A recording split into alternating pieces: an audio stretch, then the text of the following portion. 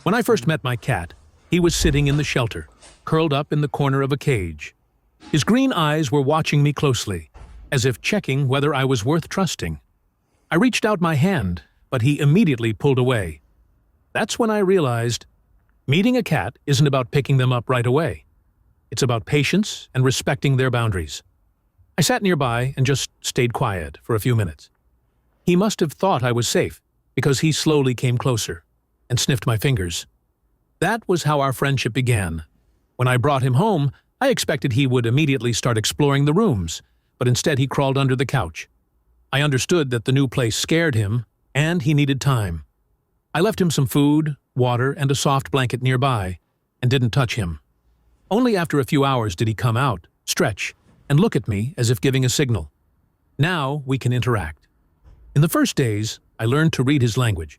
If his ears went back and his tail twitched, it meant he didn't like something. But if he purred and closed his eyes, that was trust. One time, I tried to stroke his belly, and he immediately bit my hand. I laughed and realized that cats aren't dogs.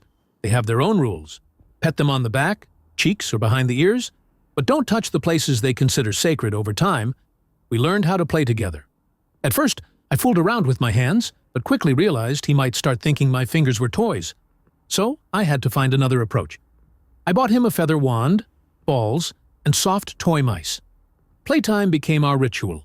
Several times a day he chases toys and then happily collapses to sleep. Now he looks forward to playing even more than to treats. I also learned to respect his schedule. If he's sleeping, waking him up is the worst crime. If he's eating, it's best not to disturb him. And if he hides in a closet or a box, it's better to let him feel safe. One time, I tried to pull him out of a box, and he looked at me so offended that I felt guilty. After that, I always wait until he decides to come out on his own, and I realized that a cat isn't just a pet, but a housemate with his own personality. Every day I make sure he has fresh water and a clean litter box.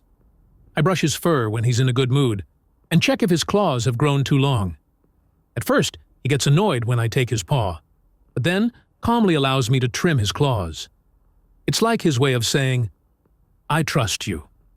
A few months passed, and now every morning he greets me at the door, meowing loudly as if asking, "Where have you been so long?" He sleeps next to me, sometimes putting his paw on my hand as if showing that I am his person. And here's what I've learned. The secret to life with a cat is simple. Don't try to dominate them. Learn to listen, respect their rules, and let them be themselves. Then one day, they will give you their heart on their own. And that, perhaps, is the greatest reward for those who love cats.